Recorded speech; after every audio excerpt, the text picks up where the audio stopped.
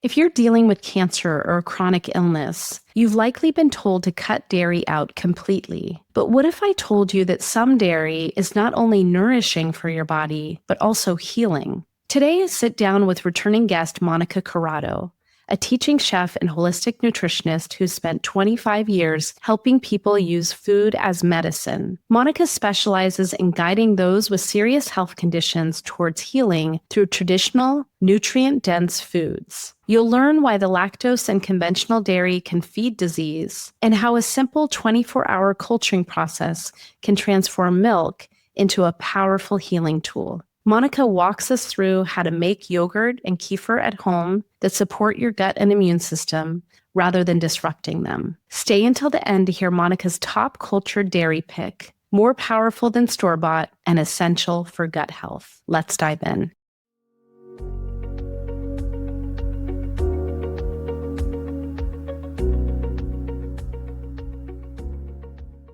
Hello, I'm Dr. Katie Deming, and this is the Born to Heal podcast, where we share practical tools and knowledge to help you create conditions for true healing in your life. Let's welcome Monica Corrado back to the show. Monica is a teaching chef, holistic nutritionist, and the Gap chef. Welcome back, Monica. Thanks, Katie. So glad to be here. I love talking to you, so I'm excited for this episode. Me too. One of the things that I wanted to talk about today is dairy in specific. And a lot of people actually, there's some specific issues about dairy with cancer, and we're going to get to that. But a lot of people come to me and they're like, I just can't eat dairy. I'm wondering, what is that about? Should we not be drinking dairy at all or eating dairy? So dairy is one of the perfect foods on the planet. It has protein, fat, calcium. If it's raw, it has live enzymes, it has beautiful bacteria, et cetera, but most people think they can't have dairy because they bloat, right? They say, I just can't tolerate dairy. And in fact, I hear that a lot with people that I work with. Oh, I can't do dairy. And I go, oh, really? Well, what happens? Oh, well, I bloat. Well, actually, the first thing I say is, do you have an anaphylactic allergy? And they say no. Okay, cool. So then we can go on and say, okay, so what's really going on? And they'll say, well, I bloat. I just don't feel good. I bloat. So if people are saying that they're bloating, that makes total sense because beautiful milk, raw milk, clean milk is full of lactose, sugar. It's full of sugar. Lactose is milk sugar. And so that will feed bacteria in the gut, which will make you bloat. The sugar, it's always about the sugar. You know, I'm always talking about the sugar. No sugar, lots of fat, et cetera, good meat. But so what happens is if you culture the dairy, if you culture the milk or you culture the cream, of course, we're always starting with the best quality that we can find, right? So it doesn't have toxins in it to begin with. But if you culture it, so you make it into yogurt, you make it into kefir or kefir, you make it into cultured cream. And when you culture it long, which means 24 hours or longer, there's certain parameters to do that at what temperature, blah, blah. But it's pretty darn easy to do it yourself. And then the lactose is pre-digested by the beneficial bacteria that are in the cultures, that are in the yogurt cultures or in the kefir cultures or kefir grains. And then the problem is gone. There is no lactose. Therefore, there is no bloat. So it's a really amazing thing. I'm sad to think about all the people who have stopped eating dairy because, as I said, it's a really a complete food. It's a superfood, if you will, especially when it's raw and clean, because they don't know that this simple thing of, make it into yogurt, make it into kefir, cultured into cream, and then that issue of lactose is gone. Now, this is not to say that you can go into a store and buy yogurt, right? I mean, there's only one brand that I'm aware of right now. There may be others that actually cultures their yogurt long enough. It's organic. It's cultured 24 hours or more, and therefore it's lactose free. Yay. But everything else, that you're going to buy, organic or not, of course, we're always going to say organic, the cleanest that we can find. But any yogurt that's commercially made will not be lactose free. And therefore, so you can't just say, oh, well, Monica said I could have yogurt. And that would be it, right? I'll feel good. No, you really have to make it yourself. And that's easy peasy. Yeah. Well, let me ask you this. What is that brand? Just so that people know if there is one brand that does that. I'd like to know too. Sure. It's called White Mountain Bulgarian. Okay. Now, just be clear that they make an organic and a not organic. So we're always saying the organic, right? And we always want the whole milk. So we're not looking for low fat, la-di-da, and we're not looking for conventional milk. We just want organic whole milk, White Mountain Bulgarian. They are the only brand I'm aware of. And I'm always looking to see where can I find, people want shortcuts, right? Like I teach cooking, but sometimes we need shortcuts. So I'm always looking like, what brand, is there a new brand that, or is it just these guys? And so there is another lactose-free brand out there. I think it's called Green Valley, but they are adding enzymes into the process. Like they're not doing the long culture. They're just adding lactase, which is fine, but not, Got it. It's like okay. Yeah. Well, and I think this is really important because for cancer, the lactose is the problem in the dairy anyway, right? Mm-hmm. So doing long cultured yogurt is one of the ways that people with cancer can eat yogurt and have it be a safe food, a safe and nourishing food for them. Yes. And, I'm always afraid when you say you have to make it yourself because I don't like to cook. We all know this. This is like not a secret that I'm not a big cook, but I have to say it's funny. I actually have this yogurt sitting on my desk right now because I had it with my lunch and I haven't been able to finish that. Yeah. And it's my favorite. So the long cultured yogurt is my absolute favorite. And then the cultured cream, I never knew that I was addicted to cultured cream until I tried it. And it's amazing. So this is so simple. Like I thought that this was going to be so complicated until you started teaching this to my clients. And so can you just tell people like, what is the process? Like, because I think people get scared when they think they have to make their yogurt. And now I'm like, this is so easy. We just do this once a week and then we have it for the whole week in the house and everyone loves it. My kids, my partner, myself, we can't keep it in the house actually. Excellent. I am thrilled to hear that. Yay, another convert. So easy. It's so easy. We know that culturing milk, right? So you can either culture milk to make yogurt, which is what you're talking about, or you can culture milk to make kefir or kefir, right? So you're always using, it's just culturing milk. The easiest way to make yogurt, believe it or not, is in a thermos. It's like the easiest entry point. I'm always trying to find like, what's the easiest way in for people, right? Like you can make yogurt in a thermos. You can get yourself, I just saw a Yeti thermos, right? Wide mouth, 26 ounces, so just less than a quart, but you could do two of them, right? And pardon, it will hold the milk warm the way it has to in the range. So you can use a thermos. You can use a yogurt maker.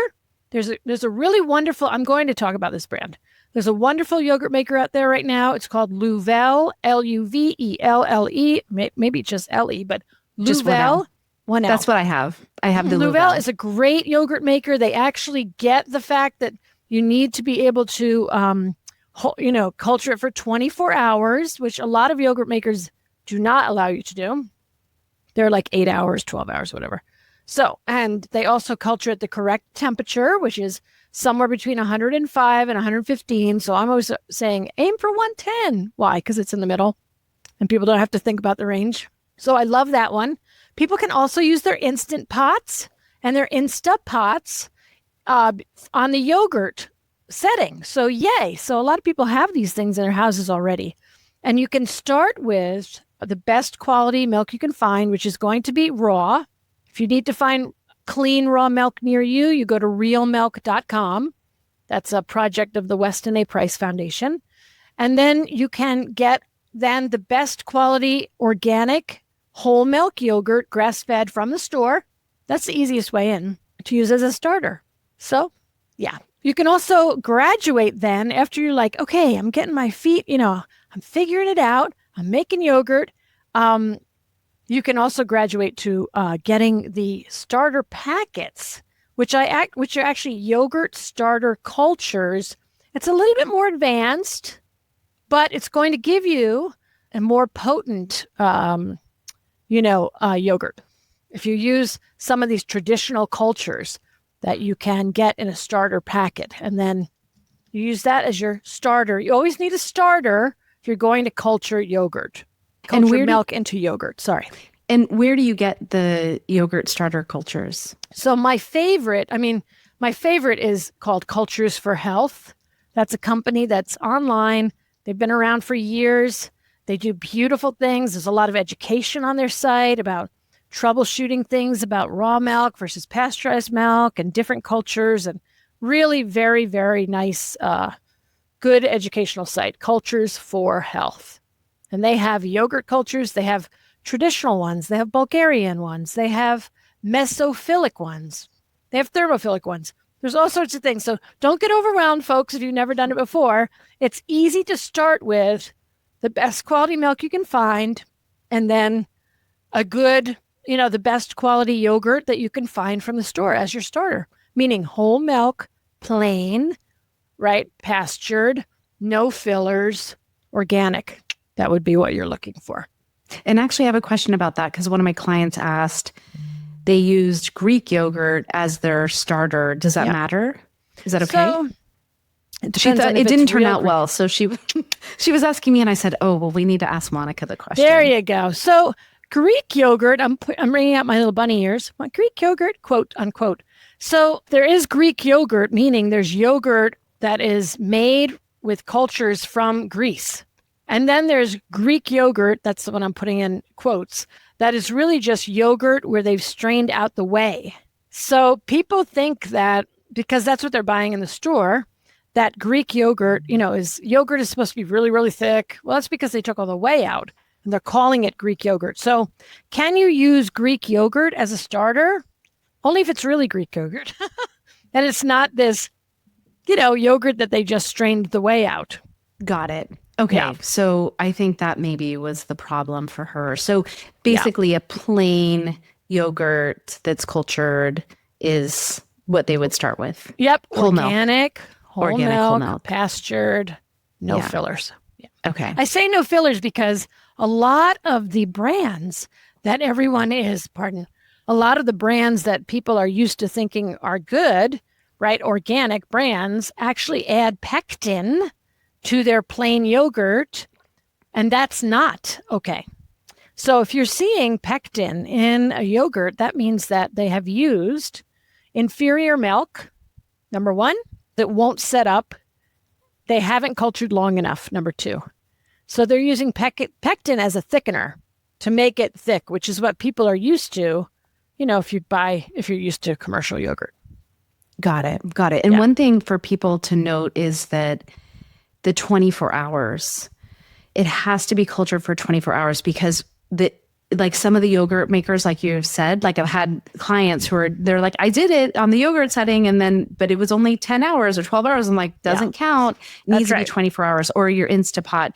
The yogurt setting on our Instapot was just, I think it was 12 hours or something. Then you have to run it twice or set it for 24 hours. And personally, I'm just going to give this for my listeners so that they can hear my experience. We were doing it in the Instapot initially, and we had some inconsistency, and I think it was related to temperature.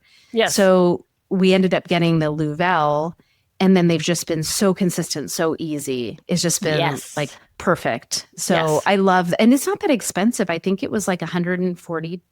Don't quote me, but it was like not that expensive. And for how much we use it, we're using it every week. Yeah. Making a batch of yogurt. So yeah. And you only buy it once. Yeah. And you use it forever. Exactly. So it's great. Yeah. Yeah. Okay. So that's amazing. And also, what is cultured cream or cultured yogurt? Like, I didn't even know what that was. I mean, now I know, so I'm asking you because so you can explain to the audience, but like, what is that? And why would people want to eat that? Sure. So cultured cream is cream that you culture. Oh my goodness. Really? I know. It's also known as crème fraîche, cultured cream. In France, it's called crème fraîche. There's actually a whole actually specific cultures to make it creme fraiche, but cultured cream, creme fraiche. In GAPS, we call it GAPS sour cream. But in any case, the point is you're using cream and you want to get heavy cream. Again, no fillers. Watch if you're buying it commercially in the store, they're adding Gellan gum and xanthan gum and all these gums to heavy cream, even if it's organic. So really watch it. Watch. Use your little food detective, little Sherlock Holmes magnifying glass. Read your ingredient labels, right? So you start with the best quality cream you can find, heavy cream, and you can use yogurt that now you're making yourself, yay, to culture that cream. Again, we're looking for 24-hour culture. You can culture it actually on your countertop or in a yogurt maker, but it needs to go for 24 hours. And golly, the thing about cultured cream, cultured cream is high fat, what we call high fat dairy, right? Cultured milk, as in yogurt or kefir is high protein dairy. And so high fat dairy has so many wonderful properties for your joints, okay? Like people who have issues with joint stiffness and etc., cultured cream has wonderful, almost magical, not magical, but there's wonderful properties that really helps people with joint issues, joint pain, stiffness, etc. Also, it's just really very, very good for anyone who's under any stress, right? Because it's got all that beautiful fat for your hormones, for your sex hormones, for your stress hormones, for your adrenal glands, right? So when people say to me, I love cultured cream, I'm now making my own cultured cream, I'm like, that is, fabulous. Like, it's like dessert. Like, that's my dessert. Yeah. Like, that's just so good it's good for you. It's full of, right? It's all the properties of cream, plus it's now a probiotic food, which is what yogurt is, which is what kefir is. So whenever we can get these beautiful probiotic foods into our bodies, it's going to be a win for all your health, whatever you're working on, whether you're, quote unquote, generally healthy, whether you're battling cancer, whatever's going on, more probiotic foods is always a good thing. Absolutely. Well, and also I would love for you to talk about dripping. If you made cultured yogurt yourself and then dripping the whey, because on the last episode that I had you on, we were talking about stay away from all those protein powders and those, basically processed foods. The powders are processed foods. Yes. One of the ways that people can get their own whey protein from healthy milk is through, straining their cultured yogurt to drip the whey. So can you tell just a little bit about that and what that creates? And also, I love that whey can be used for diarrhea. Like, it's a great way to slow bowel movements if people are having loose bowel movements in a natural way. So I wonder, can you talk about this? So funny. I feel like you're going to go, I'm sure, use this whey and whey. So many ways that you can use whey. That was one of my first videos I ever did, by the way. By the way. Sorry. I'll go to method. Whey. No way. Yes, whey. I did that. It's true. Okay. So now we're going to talk about whey, Whey. So whey is a milk protein. It is a simple protein versus something like casein, which is a complex protein. Casein is where some people have issues digesting casein because it's a complex protein. That has something to do with the state of their gut health, and we could talk about that later. But we'll just stay with whey right now. So whey, the gift of whey is, or one of them, is that it's a simple protein. Your body just absorbs it. Like you don't even have to digest it. It just goes. And so for people who are having any digestive challenges for whatever reason, whey is a wonderful thing to lean on because it's protein, it's liquid, it's easy to eat, drink all day long. Whey is also full, of probiotics and all sorts of good things. But how do you make whey? You can take your own yogurt and just, you'll take your yogurt, I always do it in a 2-cup liquid measure because I want to see how much I can get, like for measurement. That's the cook in me. What can I tell you? But In general, for every quart of homemade yogurt, you're going to get 2 cups of whey and 1 cup of what I call yogurt cheese. It's kind of, and I love for people to use that yogurt cheese as cream cheese. I mean, don't buy that garbage in the store. I mean, that really is, sorry, but not sorry, right? It's full of like gums and oh my God, it's dead. It's like rubbery. Forget it. You can use the cheese as cream cheese yourself. So how do you do it? You take your beautiful quart of yogurt or as much as you have. You take a 2-cup liquid measure or a bowl, some kind of receptacle to catch the whey. And then you take a fine mesh sieve, I like to use a stainless steel one, that'll fit over the bowl, and you line that sieve with something.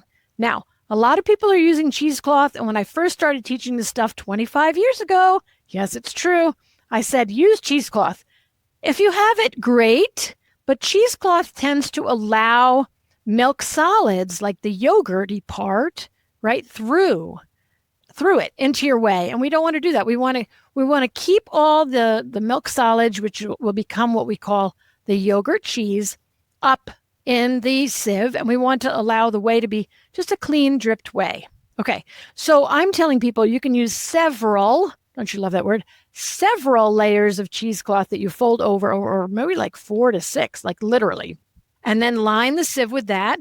You can also buy a very finely woven cheesecloth, which you could use, but it's not the typical one. You see, you have to look for it and go, I think it's a 98 weave or 100 weave or something. It's very tight.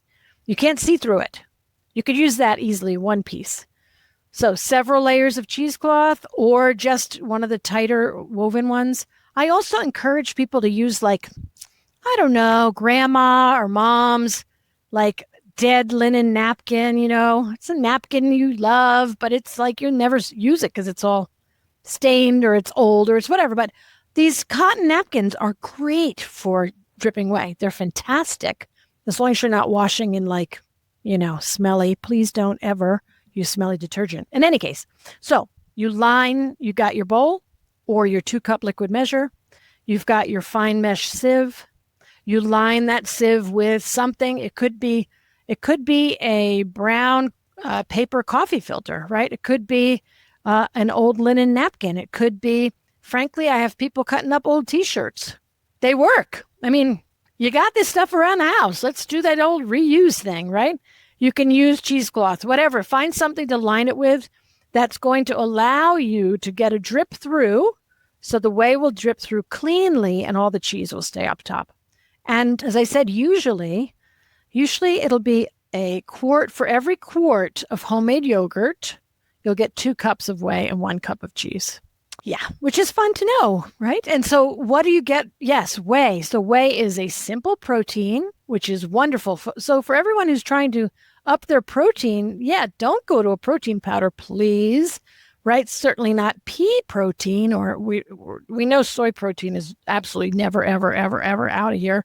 But no powdered protein. Use whey in your smoothie or in your shake, or just, it makes a lovely, in the summertime, if people are in the Northern Hemisphere, in the summertime, a little bit of beautiful, like Mountain Valley spring water that's sparkling, or Harrelsteiner or Pellegrino with the whey and a squeeze of lemon is so refreshing.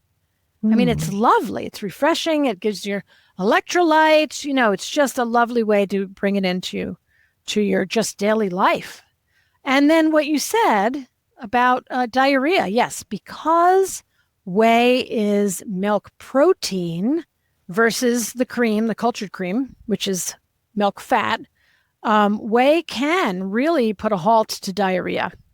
And you can use it, you can use it a tablespoon at a time every 10 minutes. I mean, you can drink it all day. I have people drinking a quart of whey a day. I mean, that's a lot of whey, but sometimes for a little while until we get the, things kind of firmed up and people back on the path. But yes, whey, wonderful. And just to be clear for people, this is the cultured yogurt that you're straining to make the whey. So you're not going to buy store-bought yogurt and then do this to drip for the whey. Well, I mean, people do it in a pinch. Yes, in a pinch, they could do that. And often people will do that if they're traveling, right? Like they don't have time to make it at home. So they'll go and buy the best quality yogurt they can find. But always, I mean, here I am. I'm going to say it. Homemade is always best. You Yeah. get to control the ingredients. Therefore, you control whether it's got toxins in it or not, or how it was raised, and, all sorts of things like that. So homemade is always better. It's also cheaper. Ding, ding, ding. Did everybody hear that? Save money, right? Like, don't buy those quarts of yogurt. Make your own. It's cheaper. It's more potent. It's better for you. It doesn't have lactose in it because you know what you're doing, and you are, culturing for 24 hours at like 110. And, and it also does all these wonderful things for you. So make your own yogurt. I'm with you. Yeah. And can I just say one quickie thing? Yes. I love yogurt. I think it's wonderful, but I really like, if people have to choose one thing to do to culture dairy, like just one, kefir. Kefir is the answer. Why? It's easier. I know. I mean, not that I'm telling everybody to just take the easy way out. I'm not. But sometimes people are really like, I don't have time to heat up my milk. I don't have time.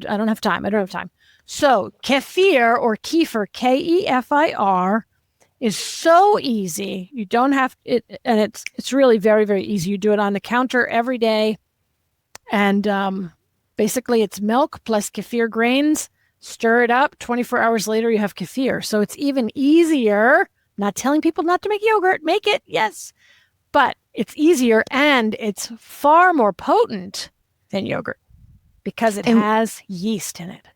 Yeah. And where do you get your grains from? Well, hopefully everyone has a local Weston A. Price chapter near them. I don't know. They're all over the world, right? So Weston A. Price has local chapters. People are making kefir all the time, and they have grains. The grains multiply. When you have healthy grains, they're just growing, and people like to give them away. And then that they're robust, and they're healthy, they're robust, they're free. If you can't do that, then again, you can look ahead.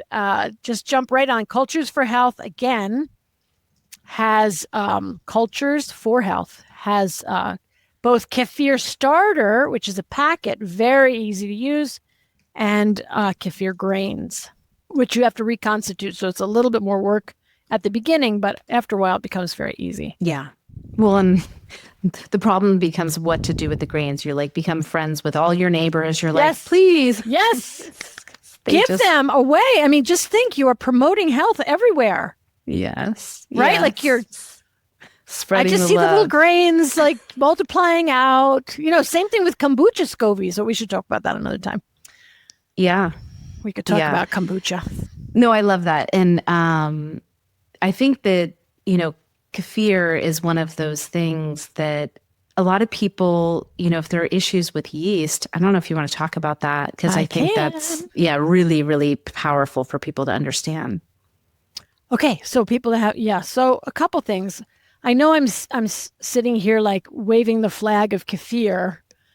And I also want to just say that kefir can be very, very powerful. And so often, not even often, 99% of the time when I'm working with people, we're going to start cultured dairy with yogurt, because yogurt is lactobacilli, bacteria, and it's going to be just a milder beginning of introducing real probiotic foods. Not just stuff you're buying in the store, right? But homemade, potent probiotic foods. We will start with yogurt first. So kefir, I wave the flag because if people can graduate to kefir is full of not only lactobacilli, but most of it is lactic acid producing yeast. Now, people are afraid of yeast, and because Candida, poor little Candida. Anyway, there's like 130 strains of Candida. We only talk about one, Candida albicans, right? Everybody says, oh, I have Candida. So they're afraid of kefir. Well, kefir is so potent. It's the number one thing that you want to be eating or drinking to combat, if you will, a yeast imbalance in the body, a pathogenic yeast imbalance in the body.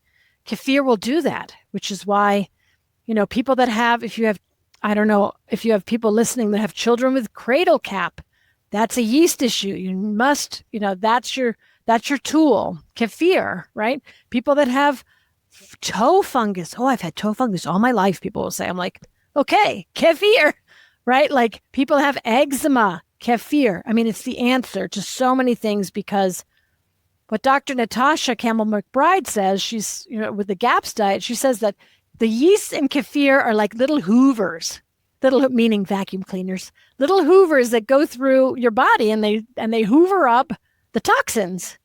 That's why kefir, is so powerful. So as I said, I'm championing kefir here, but move mindfully, because kefir can be meaning a teaspoon to start with if you make it yourself, because it can initiate a very strong die-off, which can look like everything from a headache to a migraine to a rash on your skin to histamine response, heat, flu-like symptoms. I mean, all sorts of things. And if you have too much, you even can vomit. And then people say, oh, kefir's bad for me. No. You just started too quickly. I'm always about listen to the body, respect the body's wisdom, start with just a little bit, because even though our minds think, oh, well, no, I can handle this. It's just kefir. It's just no big deal. Sometimes it's a very strong reaction. And, the way that I like to work with people is to just really support them and guide them through so they're not having these strong reactions, which are really uncomfortable. They can be very uncomfortable. So just respect the power of the yeast. Yeah. That's our new bumper sticker. Respect the power of the yeast. I know. Just, a teaspoon, a tablespoon, slow and steady. Listen to your body. And don't be afraid if you have a little die-off, because that's a good thing. Yeah, absolutely. Yeah. Okay, so I want to come to, you've brought up raw milk and the Weston A. Price Foundation, and I want to talk about this. Yeah. Why are you talking about raw milk? Like, what is so different about raw milk versus the milk that people buy in the stores? That's a big question. Well, raw milk is real milk. I'll just let that sit there, right? Raw milk is real milk. I know the other stuff looks like milk. It even tastes like milk, but because it's been pasteurized, some of it ultra high temperature pasteurized, right? The protein structures in the milk have been shifted. The enzymes have been destroyed. The good, healthy, beneficial, amazing bacteria have been killed. So raw milk versus pasteurized milk, all the milk that you buy in the store, unless it says raw, unless you're blessed to be in a state where you can buy raw milk in the store. And there are many of them now in our country. Thank God. And thank you, Weston A. Price Foundation, for that work. Then you're buying milk that has been that pasteurized. So what happens is, I'm going to talk about the almighty they, the dairy industry, right? They go around and collect all the milk, put it all together in one big tank. So you don't even know the quality of that milk versus the quality of that milk, meaning different cows give you different amounts of fat. There are dairy cows. People know about that. There's dairy breeds, right? There are Jerseys and Guernseys and Swiss Browns and Ayrshires. And those are the traditional dairy cows. They give very high milk fat. That's what we're supposed to be drinking, yeah? But in the U.S., especially, Holsteins, which are the black and white cows, which are seen all over a certain organic brand, their branding is black and white cows, which I don't think is very positive, since black and white cows have been bred, Holsteins, to give you big quantity and low quality, right? So they put all the milk together. We don't even know if it's good or it's not. And then they pasteurize it. So again, they are destroying the enzymes. They are killing all of the beneficial bacteria. Yeah. They are denaturing the proteins. Yeah. And then they're giving you this milk. Now, this is whether it's organic or not, folks. Right? At least organic, the cows haven't been given GMO grain and soy and corn and all this other stuff. But whether it's organic or not, this is the process. And then you and your children and your family drink milk that has dead bacteria in it. Isn't that lovely? Yuck. I mean, they're not straightening it out for you, folks. They're just leaving it in there. And then they wonder why, quote unquote, milk is inflammatory. Commercial milk is inflammatory. It's highly inflammatory because this is one of the reasons. And again, I'm saying all milk, whether it's organic or not, if it's pasteurized, this is what's happening. So real milk is an incredibly healing food. It's so good for probiotics, for beneficial bacteria, for enzymes, for calcium. I mean, you lose the calcium when you are, a good percentage of the calcium is lost when you pasteurize also. So it's just not the same. Looks like milk, tastes like milk. I don't know. Yeah. I wouldn't call it milk anymore. No, absolutely. Well, and this is one of the things. So for my listeners who are healing cancer, I don't recommend drinking straight milk, even if it was raw milk, because of the lactose, right? So the way that I teach my clients to have dairy is if it's cultured. So either cultured kefir or cultured yogurt, but made with for this reason. So tell people where they can find, how in their state they can find raw milk. Yes, they can go to realmilk.com, REAL milk.com. As I said, that's a project of the Weston A. Price Foundation. Price has been, as a foundation, has been working to get raw milk to be legal in the U.S. for, I don't even know, at least 20 years, maybe longer. And you just go put your state in and your zip code in, and you can find if there's any raw milk near you. Now, there are states where it's still not legal to buy raw milk. So there are the states where you can buy raw milk in the store. That's like Pennsylvania, California. Those are lovely. You just walk in the store and there's the raw milk right next to the other stuff. Or you also have what's called a cow share state. So that's what Colorado is, a cow share state. There are several cow share states. And what that does is you become a cow share member. So you pay the farmer, you pick out a farm, you can go visit all these farms, total transparency, you can meet the cows, you can talk to the farmer, you can see how clean it is, like all these wonderful things. You sign up for a cow share and you pay a monthly fee, and that gives you the legal right to drink the milk from the cow. And actually, Colorado's cow share laws are like the model for so many other states because it's so well written. Oh, so, I didn't realize that it's the reason why you have to do the cow share is because that's what makes it legal for then you to buy or drink that milk. That's is because you own into the cow share. I own a part of that cow. That's my cow. Yep. Yes, that's how it works. Interesting. Yeah. Yeah. So, and there are some states where we're still working on getting the raw milk legislation passed. And what you'll see is there will be this interim stage where they will be able to sell raw milk, but they'll have to label it for pet consumption only. It's just a way around getting it out to the consumers. So just don't be worried like, oh my God, they only sell it for pets. Well, then talk to the farmer and they'll be like, yeah, that's the one that we're selling, right? For your pet and for you. There's one other thing I wanted to bring up about this, which is really important, which is that when you drink raw milk, it's not that you're going off and getting milk from a back alley, from some dirty, like, oh, I'm going to die. Like, yeah. So what are you doing? Raw milk farms have far stricter sanitary laws, like what standards is a better word, standards that they have to make in order to sell their milk or in order to be a cow share or whatever.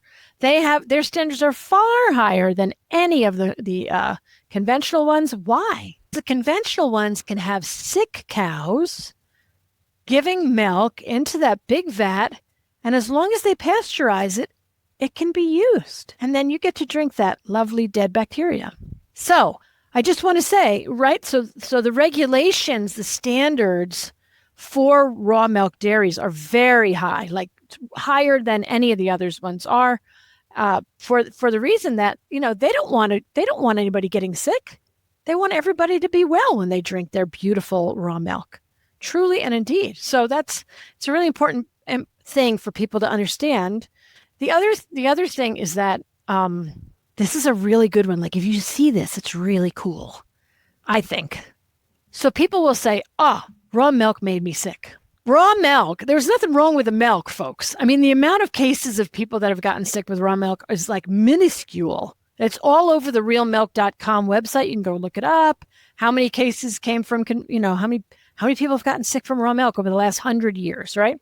It's all right there for you to see. It's a very, very small amount. Mostly people are getting sick from things like salad and cold cuts and all this other garbage, right? But people get so excited when they find their raw milk and they find their cow. Not that everybody has to go see their cow. Many people will never see the dairy or the cow, but you can, right? Because they invite you there, right? But people get so excited to have this raw milk that they'll drink 8 ounce, they'll drink a big glass of milk, and then they'll go get sick. Why? Why would that happen? Because it's live, folks. It's a live food. It is full of healthy bacteria. And if your body is not used to eating probiotic foods, you will vomit because you just brought in too much at one time, right? And that's really important because raw milk will get a bad rap. Oh, it made me sick. How much did you drink? Oh, I don't know. I drank a glass or 2 the first day, another glass next, right? Like, no.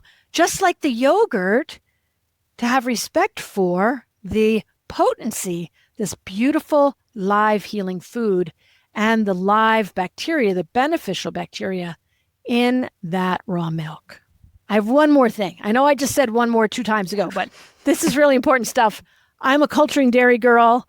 I love it. And so here's the interesting thing about pasteurization, raw milk / real milk versus pasteurized milk.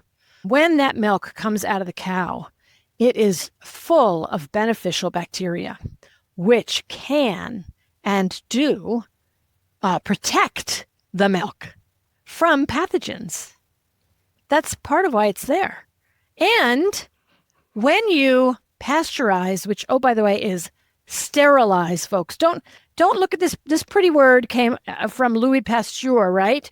Pasteurization is sterilization, which means that they're sterilizing the milk. They're killing everything. There are no longer any good guys or beneficial bacteria to protect against pathogens that could enter at any point during the packaging process and the bottling process and the transportation process and, et cetera, et cetera. So it's just a really interesting thing. Like, let's pull the lens way back and think about what's really going on here. They're sterilizing the milk.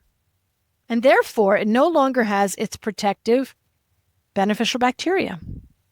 Now, again, I know you said you don't recommend, suggest that your patients, drink liquid milk. And I don't have people do it either because of the lactose. Yeah. Right. So, but start with the best quality thing you can find. Start with this beautiful raw milk. Start with cow or sheep or goat. People have camel milk at this point, right? Cow, sheep. You can't handle cow? Try goat. You can't handle goat? Try sheep. This is really worth it, folks. I mean, the nutrition in the milk is really, really important for our bodies, for our bones. Cultured yogurt, right? So kefir and yogurt are the best, most bioavailable source of calcium that you can find. Yeah. It's not kale, people. It's not kale. Watch the kale. It'll wreck your thyroid, but that's another story for another time. So culture it to yogurt, culture it to kefir. Yeah. And I think, everyone's asking me what's the best, we've already had this conversation before, but like, what's the best probiotic to buy? And I'm like, none of them. Culture, doing kefir and doing fermented vegetables or tonics is like, this is, we can get this all from real food and it's so much better for us. This is how we're designed. We weren't designed to take probiotics and pills. This is how you fix your microbiome. That's right. You fix your gut is by eating these foods, but, sterilized milk, just think about it. It's like, that is basically, you wouldn't take your breast milk and sterilize it and then give it to your baby, right? Right. That's really good. No, you would not. I pray you wouldn't. I mean, who knows what people are doing these days? Well, Monica, as always, it's been so fun. So fun. Such a privilege. I learned so much. What I love about hanging out with you is you're such a wealth of knowledge that you've been doing these things for decades. And 25 years. Yeah. And so for me, it's so valuable to have you teaching me, but then also teaching my listeners. So thank you so much for being here. Tell people where they can find you. Also, Monica is working with my clients too. So those people who book consults with me and are working with me have the opportunity to work with Monica through my clinic. But tell people how they can find you on the internet and on Instagram, all those places. Yes. So find me at simplybeingwell.com. That's my website, simplybeingwell.com. You can also find me at the New Biology Clinic if people are doing that, right? But simplybeingwell.com, I have courses and books and all sorts of good things. On Instagram, it is MC Simply Being Well because it's Monica Corrado, right? But and then on Facebook, I have Ask the Gaps Chef Facebook group for people on GAPS, and I also have a YouTube channel so people can learn lots and lots about all these things. Come see me. Okay. I love it. Well, thank you so much again, Monica, for being here. Thank you. It's always a pleasure. Love talking with you about all the things that I am passionate about. Until next time. Thank you for being here today. Please enjoy a previous episode of Born to Heal. And if you found value in our conversation, please subscribe and share with someone who might benefit. Have questions? Drop them in the YouTube comments or message me on Instagram. Links are in the episode description. And remember, just like me, you were born to heal.